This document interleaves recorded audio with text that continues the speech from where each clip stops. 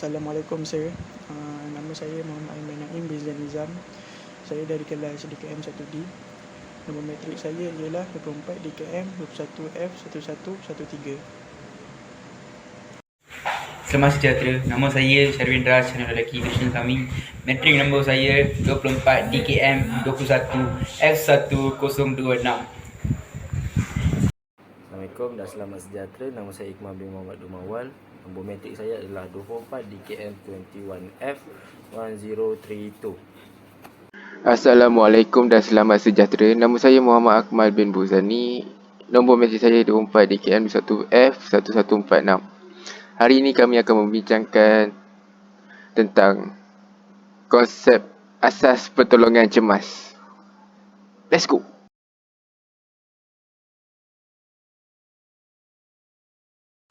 Sistem pernafasan adalah sistem biologi semua organisma yang membabitkan pertukaran gas. Sistem pernafasan manusia menggunakan mekanisme respirasi. Ia meliputi proses inspirasi iaitu kemasukan udara ke paru-paru dan ekspirasi iaitu pengeluaran udara dari paru-paru. Pertolongan cemas ialah bantuan sementara yang diberi segera kepada seseorang yang cedera atau tiba-tiba sakit. Ia merangkumi kebolehan untuk menentukan keadaan yang menggugat nyawa dan mengambil tindakan yang efektif bagi membantu mangsa untuk terus hidup sehingga bantuan perubatan tiba. Sistem peredaran darah atau sistem kardiovaskular ini terdiri daripada organ yang memiliki fungsi yang berbeza. Sistem ini berfungsi untuk mengedarkan oksigen ke seluruh sel dan tubuh badan. Antara organ yang terlibat dalam sistem ini adalah jantung, pembuluh darah dan darah yang mempunyai dua jenis darah iaitu sel darah merah dan sel darah putih.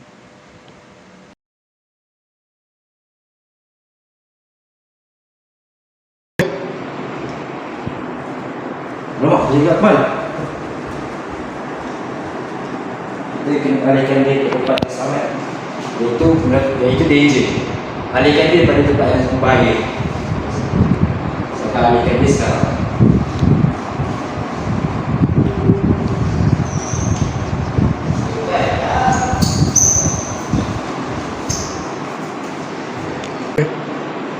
Kita alihkan tak boleh. Okey, kita akan melakukan respon. Bangun. Okey, sekiranya mangsa tidak bangun, kita akan melakukan shouting. Okey, sekarang saya akan melakukan shouting. Aiman, signal call 999. Sekarang kita akan membiarkan mangsa punya saluran udara untuk keluar mangsa saya akan gunakan head lift, chin up. So, kita naikkan dulu untuk cari dia punya nafas. Okey, dia tidak nafas dia mangsa ni. Cek nadi dia tak ada. B adalah breathing, iaitu kita cek keadaan mangsa kalau nafas atau tidak. Kita tengok dia tidak bernafas ya. Dia tidak bernafas. Kita akan melakukan CPR. Kita akan membuka baju mangsa, tapi sini kita menggunakan model saja. Kasihan mangsa. Okey. Kita melakukan compression pada dada sebanyak selama 2 minit. Setiap 1 minit itu memerlukan 100 hingga 120 tekanan pada dada. Tekanan yang berkualiti menggunakan lebih daripada 5 hingga 6 cm ke dalam dada setiap minit. Sekarang saya akan melakukan CPR tanpa menggunakan pernafasan. Kita menggunakan tekanan selama 1 hingga 2 minit.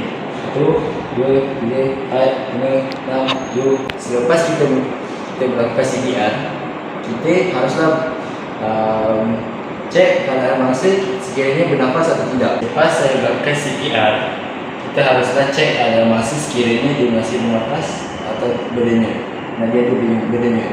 Sekiranya mangsa tidak bernafas dan masih tidak berdenyut, kita haruslah melakukan CPR selama 2 minit lagi. Sekarang ni saya akan cek keadaan mangsa. Mangsa sudah bernafas dan tadi dia berdenyut. Sekarang kita haruslah meletakkan mangsa dalam recovery position, iaitu mengiring ke kiri.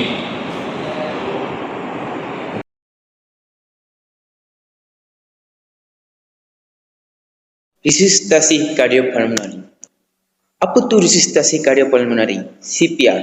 Resusitasi kardiopulmonari dalam bahasa Inggeris dipanggil sebagai Cardiopulmonary Resuscitation. CPR adalah prosedur kecemasan yang dilakukan dalam usaha bagi mengekalkan secara manual fungsi otak sehingga langkah selanjutnya dapat dilakukan bagi mengembalikan aliran darah dan pernafasan secara spontan pada seseorang yang jantung berhenti berdengung.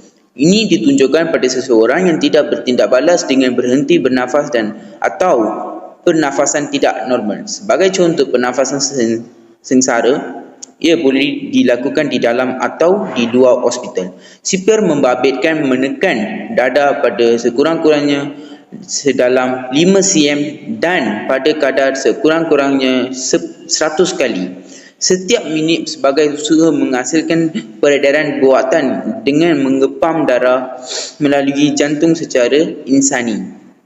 Tambahan lagi, penyelamat boleh membekalkan pernafasan dengan sama ada mengembus ke dalam mulut mangsa atau menggunakan peranti yang menolak udara ke dalam paru-paru mangsa.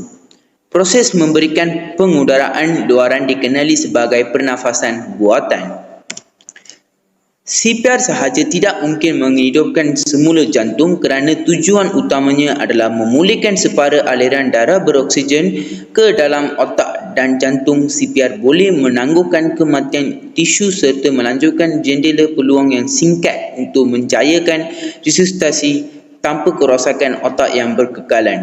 Pemberian renjatan elektrik kepada jantung defibrilasi biasanya diperlukan untuk memulihkan nadi jantung yang berdaya hidup. Cara-cara rawatan kecemasan. Rawatan kecemasan bagi pendaraan. Bertenang atau tenangkan mangsa. Jika terdapat luka, maka cuci luka dengan air yang bersih jika ada. Jika objek telah tiada atau tercabut, tekan pada lokasi luka supaya darah tidak keluar. Atau jika objek masih ada, jangan cabut tetapi buat balutan cincin dengan kain yang bersih dan letak di sekeliling objek berkenaan, kemudian tutup dengan kain yang bersih yang lain. Lakukan tekanan yang berterusan pada nadi untuk menahan darah dari keluar dengan banyak. Jangan ikat anggota yang tercedera kerana ia boleh merosakkan tisu dan organ badan kerana tidak mendapat bekalan darah yang secukupnya. Tinggikan anggota yang luka dari paras jantung untuk mengurangkan darah mengalir keluar. Dapatkan bantuan dan rawatan daripada anggota perubatan di klinik kesihatan atau hospital berdekatan atau hubungi talian 999. Doktor akan memberikan rawatan perubatan seperti berikut. Suntikan anti tetanus akan diberikan bagi mengelak serangan kancing gigi, ubat penalan sakit dan antibiotik jika perlu. Jahitan pada bahagian yang luka sekiranya berlaku koyakan kulit atau tisu badan. Rawatan kecemasan bagi melecur. Nombor 1. Siram bahagian yang melecur dengan air lebih kurang 15 minit. 2. Sapu antibiotik atau antiseptik pada bahagian terbabit. 3. Tutup bahagian tersebut dengan kasa steril. 4. Makan ubat paracetamol untuk mengurangkan rasa sakit. 5. Segera berjumpa doktor untuk mendapatkan rawatan lanjutan. Rawatan kecemasan untuk terbakar. Burn stop. Hentikan pembakaran jika pakaian terbakar. Buka baju jika susah untuk dibuka. Jangan memaksa untuk buka baju. Alihkan objek panas dari mangsa. Breathing maintain. Pastikan saluran pernafasan mangsa terbuka. Tiada sekatan atau objek menghalang pernafasan. Body examine. Periksa tahap kebakaran dan anggota terlibat. Cool. Sejukkan bahagian yang terbakar dengan mengalirkan air pipe sekurang-kurangnya 10 minit. Kawat. Tutup bahagian yang terbakar dengan kain atau plastik bersih. Carry. Bawa mangsa ke hospital berdekatan bagi mendapatkan rawatan lanjut. Rawatan kecemasan untuk patah tulang. Jangan bergerak jika tidak perlu. Untuk mengelakkan kecederaan selanjutnya, menstabilkan kawasan yang cedera dengan kekal diam. Jangan memindahkan mangsa yang cedera jika belakang atau lehernya cedera. Untuk menyokong kawasan yang cedera, anda boleh melipat sepotong kadbord atau majalah dan perlahan meletakkan di bawah anggota badan. Kemudian ikat dengan berhati-hati dengan kepingan kain. Sekiranya terdapat pendarahan, hentikan pendarahan dengan membalut Okay, thanks for Syafid. Sekarang saya Muhammad Akmal akan menerangkan rawatan kecemasan untuk patah tulang. Jangan bergerak jika tidak perlu. Supaya mengelakkan kecederaan selanjutnya, menstabilkan kawasan cedera dengan kekal diam. Jangan memindahkan mangsa yang cedera jika berlaku atau lehernya cedera.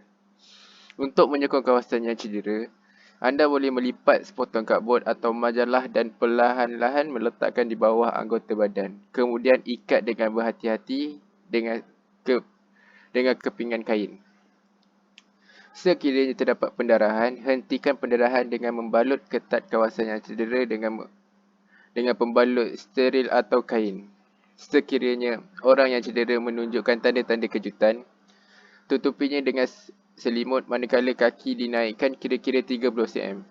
Tanda-tanda kejutan termasuk pening, kelemahan, kulit pucat dan berpeluh, sesak nafas dan peningkatan kadar degupan jantung.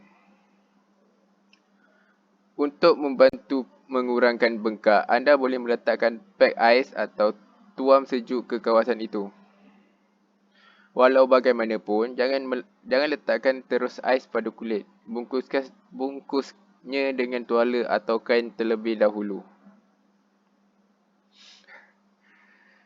Seterusnya, rawatan kecemasan untuk renjatan elektrik. Padamkan bekalan